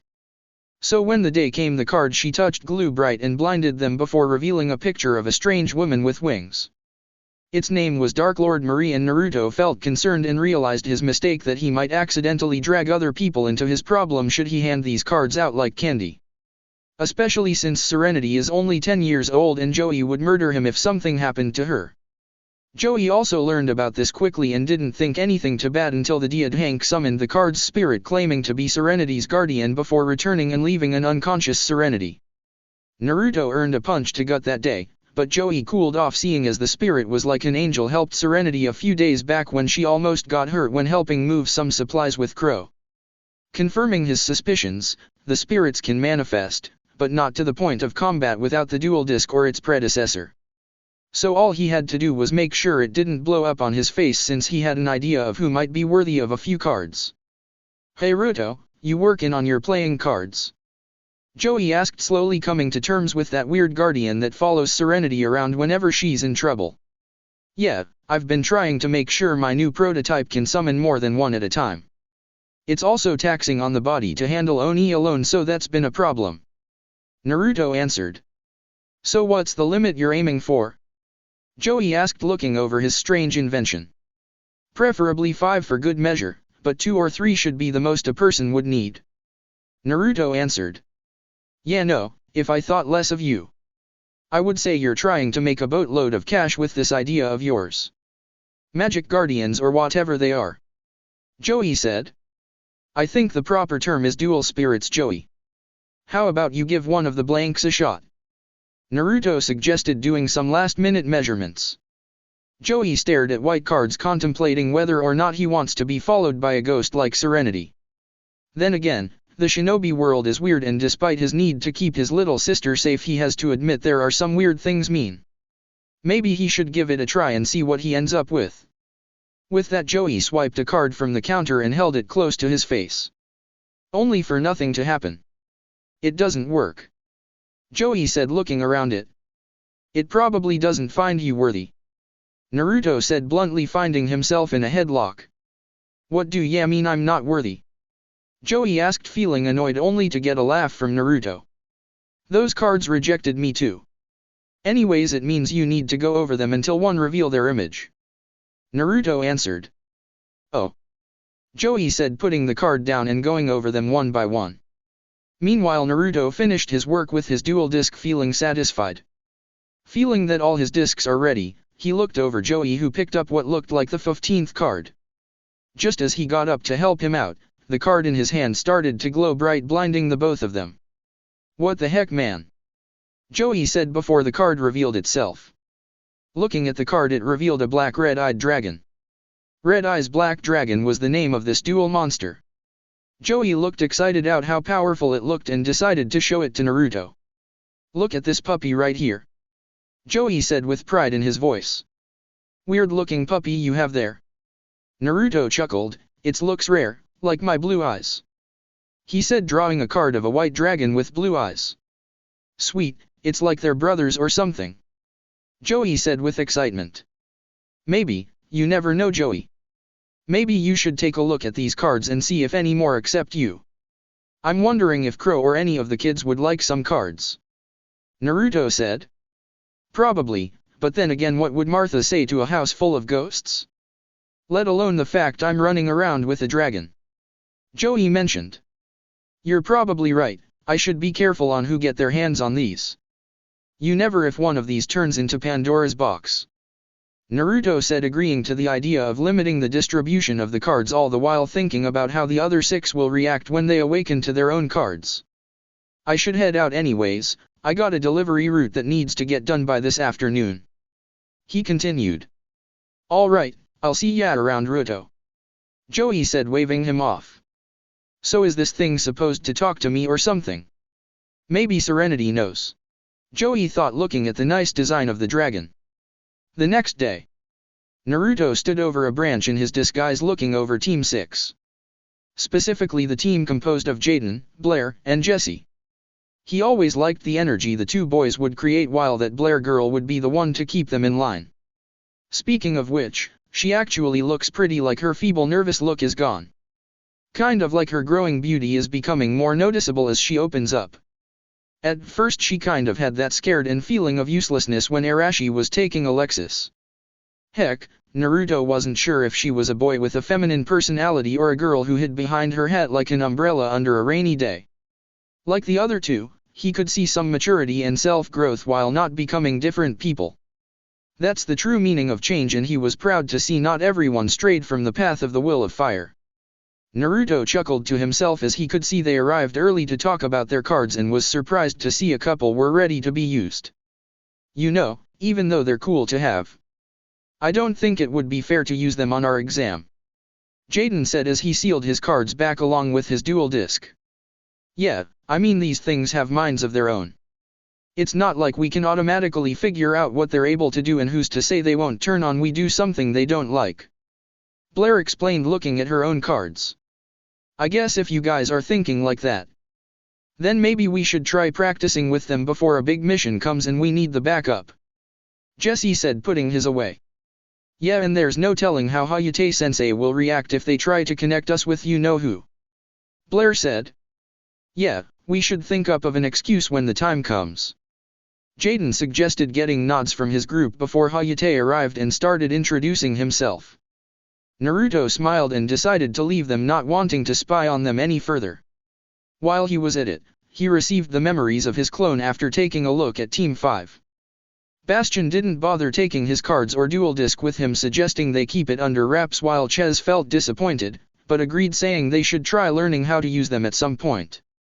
Alexis agreed with Ches, but knew it would also be best to make sure as very little people know as possible to avoid getting into trouble with the village, seeing as Naruto was considered a criminal for his past acts of vigilantism. Putting that thought aside, he decided to patrol the red light district, hoping for something to keep him busy, with Minato being kept under wraps and him keeping his location a secret. Things have been rather peaceful, especially with crime rate going down rapidly, only for the Hokage to take all the credit. Later in the day, Hokage Tower. Minato looked at all the Jonin in front of him, waiting to see how many failed. That and Kakashi was likely hiding from Kushina, so he could say he was staring at Obito's name on the stone, when in reality he was either reading his sensei's perverted book or jacking off in a corner, like Arashi implied. For some reason Minato does not doubt that theory. Then suddenly he found his wife angry with a bloody Kakashi being dragged by his collar. After being sat up by the Red Death, Minato was ready to hear the announcements. Let's hear it, Minato said, not sounding too enthusiastic. Team 1 fail. Team 2 fail. Team 3 fail. Team 4 fail. Team 5 pass. Team 6 pass. Team 7 pass. Kakashi awaited someone to give him a strange look, but every Jonin in the room was thinking the same thing. Privilege, because how could an unstable academy student pass elsewise the son of the Hokage? Team 8 pass. Team 9 fail. The Jonin got odd looks. Isn't Guy Team 9? Asuma asked. Guy is Team 3. Besides, after a year it wouldn't make sense to keep your number, and why the hell would a team keep their number when at some point they're all free to go on their own once they hit Chunin? Minato asked, pointing out some very interesting things. Don't you think if it worked like that there wouldn't be a Team 7 if we did that stupid process? We would be in the thousands by now, he added, making the Jonin sweat drop at the rather basic concept of numbering, realizing why Team 9 isn't actually in circulation still. /N, seriously, why do people think Guy would keep the number 9? If that was true, wouldn't Naruto or Minato do the same? They both had teams that were marked number 7. So why would Guy of all people be allowed to keep the number 9 like he owns the Nintendo logo? Answer me that. Anyways. Team 10 pass. Asuma said, with the last part sounding in a voice much lazier than Kakashi's, if that was even possible. Maybe Asuma should be the Scarecrow's rival. Great 50% passing rate, clearly the curriculum has improved somewhat, Minato said, feeling satisfied. You're all dismissed and may begin taking D ranks as soon as tomorrow, he added as everyone left his office, leaving only the spy right outside his window. You can come out now, sensei. Your skills at hiding are only getting worse, he said. Jiraiya jumped in. You're breaking your sensei's heart, brat, he said, feigning sadness.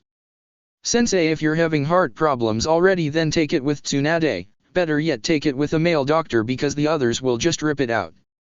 Jiraiya nodded, knowing there were a few female doctors with enough skills and motivation to do so. Jiraiya shook his head, forgetting his threat. Yeah, anyways, I got some good news. I think I found your kid, he said, getting Minato excited. Really, sensei, where is he? Minato asked excitedly. Jiraiya smirked as he pulled out some photos. It was tricky and I couldn't do it all by myself. I had to convince that Hayashi prick to loan me a couple of his clan members and said some rather disrespectful things about his branch clan making use of themselves. He said the last part somewhat angry. Trust me, sensei, if you thought Fugaku was jerk. Hayashi made the Uchiha look one of those aggressive people who offer their seat at a restaurant and won't be drop it until you take it. Minato said. Jiraiya surprisingly did like Fugaku better back then because he only saw Minato apprenticeship to be better rather than demand things. Unlike his son Sasuke, who still demands every jutsu he can physically do. The pair could only feel bad for Mikoto since Itachi seems like her only hope. Sadly, he had to become a missing nin to save the village and keep tabs on a certain terrorist group. Anyways, I was lucky enough to get a good look on him. Your brat looks different than you, Minato. I could hardly tell it was him. Jiraiya said, revealing the photos. The photos revealed Naruto with his strange hairstyle walking around the red light district. Then one where he's walking with Crow and Joey, with the latter holding Serenity's hand. One more where he was handing a box to My Valentine and getting a thumbs up. The last one revealed Naruto surrounded a group of cheering kids. Minato smiled, seeing that his son was happy. Hopefully a lot happier when they reunite and ready to train, considering they only had a few months until Iwa and Nadeshiko arrived to fulfill his part of the deal. Then there's Kushina being happy to be reunited with her baby boy and Aika finally meeting her older brother. Everything would be going according to plan. All they had to do was get to Naruto before. Crack. Minato and Jiraiya rolled out of the way to see a spear hitting the floor with 2 scrolls attached to the pole. The Umbu all jumped down and surrounded the area before carefully removing the spear and checking the attached documents. Hokage-sama, I believe this is for you, said a deer-masked Umbu. Minato took it and found a note. What does he want now? He asked himself. What did I say? Are you already going senile? I know those who live the life of a shinobi are guaranteed a short life expectancy, but can it really affect aging? Or do you think I'm stupid and blind? You didn't think I wouldn't notice the legendary pervert and his Hyuga henchmen seeking the kid out? I'll tell you this once more and it will be the last time. Stay away from that Naruto boy. He's a good kid and he's a real help around the orphans. Unless you want a meeting with my enforcer, I would suggest you buckle down and admit your mistakes. After all, these kids could never replace the chance you took away from Naruto to meet his little sister. And don't think you're the only ones getting punished. Take a look at the other document. Hopefully Hayashi team realizes he has no right to call himself a god with abilities outside his control. H.S. Minato opened the other scroll and revealed a set of diagrams of seals. One of the caged bird seal and its works. The other, after a long study with Jiraiya, was clearly a way to disable the seal as well and permanently making it impossible to use on the same person. The worst part was it had enough information to potentially warrant life in prison for Hayashi. It outlined how the seal's appearance alone could kill the wearer. Something that Tsunade would be better to look into. Hopefully she would be willing to take a look at the effects, since Minato and Jiraiya couldn't entirely understand, but only saw that the seal affected the brain and flesh itself. Minato had to be careful when using this, as this could potentially make an enemy out of the Hyuga clan if the daimyo doesn't strip them of their title as a noble clan. Then there's the village. What everyone say if he was harboring potential criminals and allow them to run around with dangerous seals? Sensei, before we find Naruto, I need you to show these diagrams to Tsunade. There's no telling what Hayashi might be hiding or how much influence His Majesty has. Minato said. Are you sure about this? I mean, I can probably drag the brat here now. He doesn't have any training or skill to fight back either. Jiraiya suggested. Not yet, if he found the Hyuga branch members and removed their seals. You need to prepare yourself for the worst. Especially this enforcer that the letter talked about. Minato answered. Alright, I'll see what Tsunade Hime has to say about this. Jiraiya said, leaving his office. Minato sighed and rubbed him temples, only imaging the headaches for the days to come. A few days later, Naruto was sitting in his hideout going over his cards and weapons, planning for the next event. Thanks to Hiruzen Sarutobi, he became open to more weapons and skills, which helped in creating his bow staff, which can also split into twin batons that he can conduct his lightning chakra. Not only that, but with Akhenaten's help he was able to develop more leadership and political skills. Hence his knowledge behind the Hyuga caged bird seal and later its effects, thanks to a case study he showed to Dr. Fonda Fontaine. According to her, it was rather complex to understand without Naruto's help in his knowledge of Fuinjutsu. After helping clear up some complexity created by the seal, Fonda was able to learn that the seal was damaging the flex heavily, but not as bad first-degree burns, rather signs of slight burning and rashes.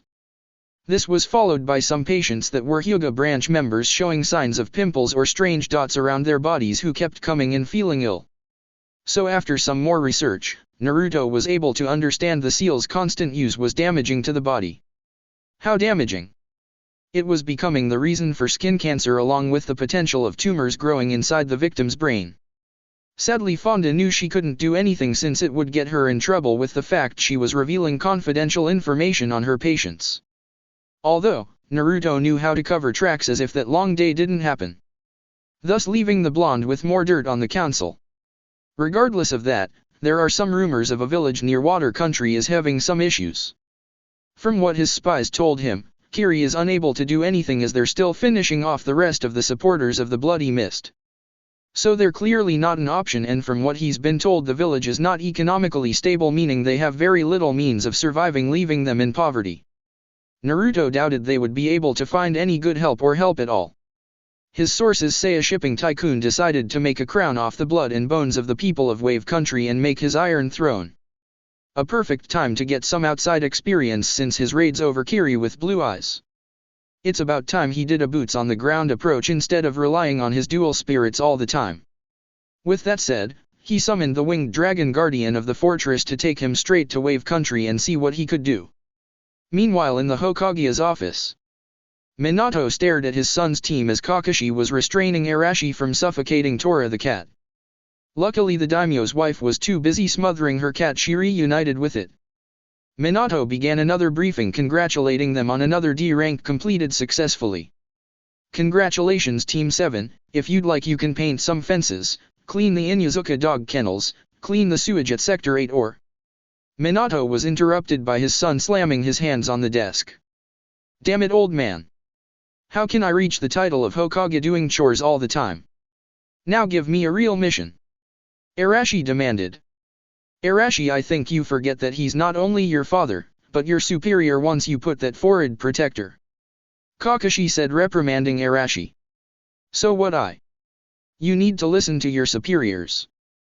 Minato yelled as he couldn't understand why Arashi had such an attitude. He did double-check the seal every month, making sure there was proof he wasn't being influenced. That and the Yamanaka clan members keep saying he has a healthy mind with nothing wrong going on.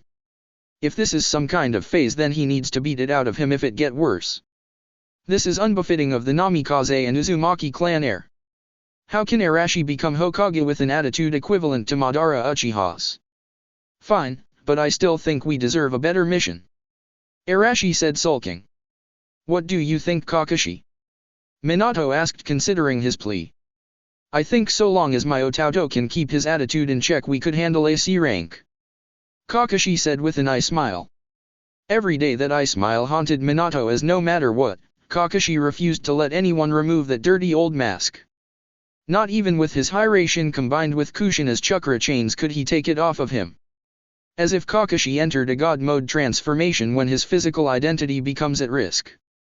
How is it he never enters this stage during a mission?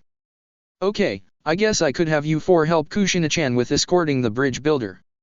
Minato said, signaling his secretary to let him in. Who are these brats? I see a gumball, a moody kid with an attitude, a mini boy version of that redhead from earlier, and a scarecrow who actually looks somewhat competent. Said a what appeared to be a semi-drunk man in 40s or 50s. Kakashi soon found himself having to put his team in a genjutsu with his Sharingan implant before they could do anything. Tajuna only sweat dropped and internally feared his own safety if these brats were going to join him and the redhead to help watch over him while he builds his bridge. Yes, Tajuna-san, they will be helping, but fear not, my student Kakashi Hatake is a Jonin elite, and with him and my wife along with these genin. I can guarantee you a successful mission that you will be proud of. Minato said with pride in his voice. Tajuna nervously chuckled, hoping his words would back up this pathetic display in front of him. Seriously, how can they handle Gato's henchmen if they can't handle staring at the scarecrow-looking man? Hopefully this village is used to burying children like Wave has sadly done in the past few years with their economic decline. Well, seeing as you're running the place, I'll take your word for it. I'll see these runts at the gates around 5 if that's okay. Tajuna said. That will be fine, Tajuna-san, I will make sure my cute genin will be ready and waiting for you. Kakashi said, doing his creepy eye smile again. Tajuna looked at the genin passed out on the floor, who all looked like victims of strokes, with their faces flat on the floor as if they were attached to it. Cute was not remotely a good word to describe the kids that he was looking at. So with that, the bridge builder excused himself and left the office, sadly unaware that a more capable person was already on his way to Wave to fix his problems for no charge.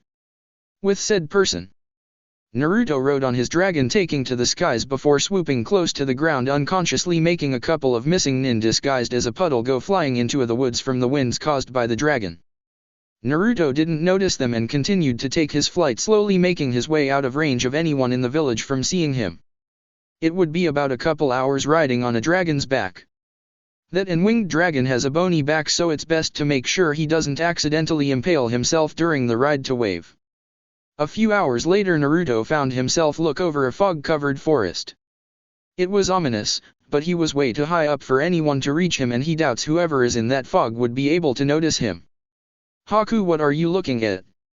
Asked a man with a zanbato and mask made of bandages. The person he was asking remained silent and pointed at the sky. The man put his hand over his forehead, trying to get a better view. A minute later, the man could swear he saw a giant blue bird with no feathers. Okay, that's one weird animal. I better charge Gato extra in case the wildlife turns out to be dangerous, said the bandaged man. I will keep an eye out for anything else that looks dangerous, Zabuza-sama, said Haku. Back with Naruto, he scouted over the village a few times and decided to study the layout. He needed to get a good idea of what this place looked like before rushing in and demanding answers. That and his dragon would likely scare the villagers and create a panic that would catch the attention of his adversaries. The last thing he needed was to get a bunch of people killed. So after a few rotations along with careful mapping, Naruto landed near the shores and ordered the winged guardian to return to its card. Taking a good look at his handmade map from his observations, he made his way around the main districts. Looking around, it was worse than he could imagine. People ranging from children to the elderly begging. The shops were fallen apart and their products look like they're ready to go rotten the moment you approach them. It's as bad as the red light district before he started to clean things up. So after asking around, he claimed to be a random traveler from a faraway village. Luckily people bought the lie, seeing his strange choice of fashion. From what he understood, the tycoon's name was Gato of a shipping company, and he's been taking and stealing whatever he wants as well, especially money. This did not exclude the use of extortion through violence. However, someone named Kaiza attempted to stand up to him only to be publicly executed, forcing the citizens of Wave to remain silent in fear of being executed next. Naruto sighed, understanding this fear, as he helped a few officers clean up the red light district and made the gangsters rebuild the place, which led to him helping His Majesty create a larger network around the village and slowly the country itself, to where they were responsible with helping Kumo and Kiri. Speaking of which, he hears the two might be participating in the Konoha-chunin exams, thinking it was the village itself who initiated the deals, both thinking it was through some third party to avoid legal issues with foreign policy. With that in mind, he decided to keep looking around, hoping to run into one of these bastards. He may not be at Anko Madarashi's level of interrogation, but knowing these are up to B-rank bandits, it won't take too much to scare information out of them. So using the concept of deception, he asked where any of Gato's thugs would be found in order to avoid such places. The people agreed with his thinking and helped him map it out. Thus Naruto took to the shadows and created many clones that hung into random citizens in order to scout the village. A little while later, some of the clones popped near the eastern side of the village where several thugs were found carrying strange cargo he believed was contraband. "Hey, be careful. We don't need you accidentally starting a fire," said one thug. I got it. Besides, I'm sure that we're far enough to where the fire won't reach us," said another. "What fire?" asked a different voice. "The one we set at that orphanage, you idiot," answered a third thug. "Guys, I didn't say anything," the first thug yelled as he found himself being dragged away into an alley. "Oi, where the hell is Takeda?" asked one of them. "I think Guh. The other one found himself being dragged away into the alley until his screams were silenced. "Taco?" the last one asked nervously before dodging several shuriken. "What the hell, you jackasses? You think this is funny? Wait until the boss finds out." He yelled only for the shuriken to poof into smoke, revealing 3 Narutos who quickly dispatched him. 20 minutes later, the 3 thugs found themselves being strung upside down 50 feet from the ground. They didn't like their predicament, and to learn some kid did this to them was embarrassing enough. What made it worse is he was ruthless and began to beat them and injure them, making them squirm. "Are you going to answer me now?"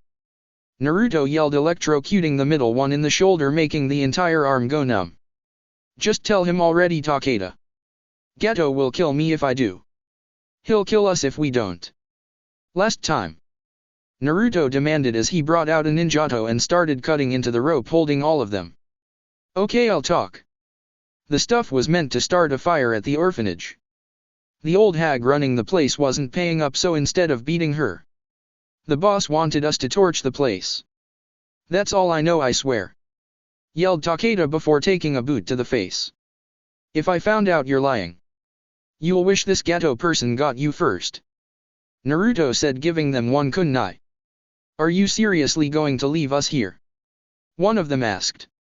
"You made your own bed, so you better sleep in it," Naruto said as made his way back down, messing with the ropes to make it slowly lower them. He wasn't that insane to let 3 idiots figure out how to escape that long of a drop. Besides, he didn't have it in him to end a life.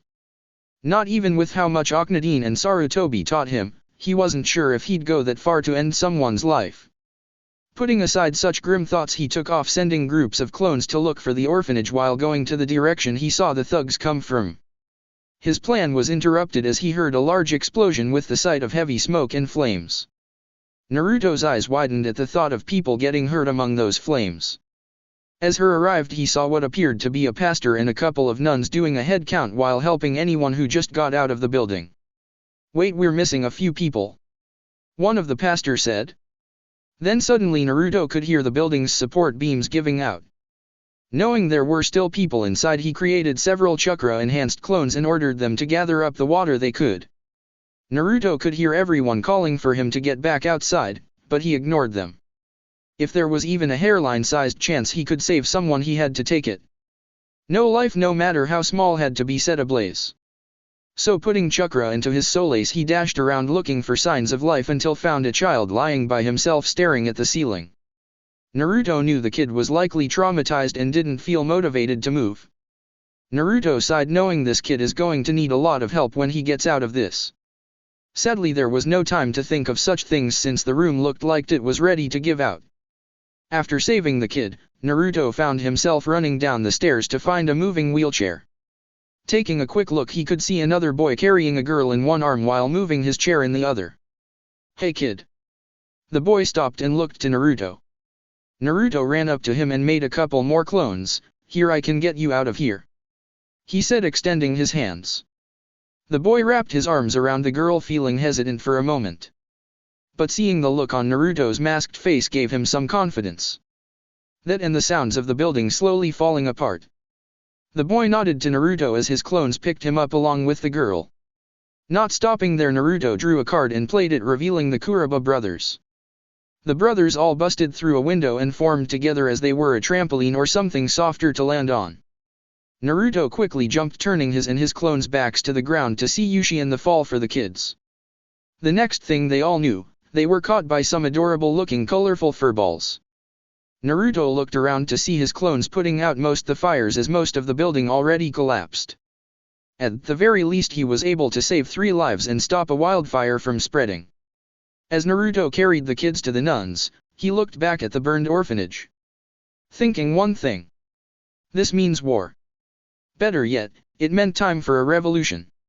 One where people wouldn't have to live like pests digging around in the garbage for their next meal. Now was a time to prepare himself and clean this place up like he did back home. One way or another, he would take down this ghetto bastard. That's it for part 2. Thank you for watching and see you on the next video.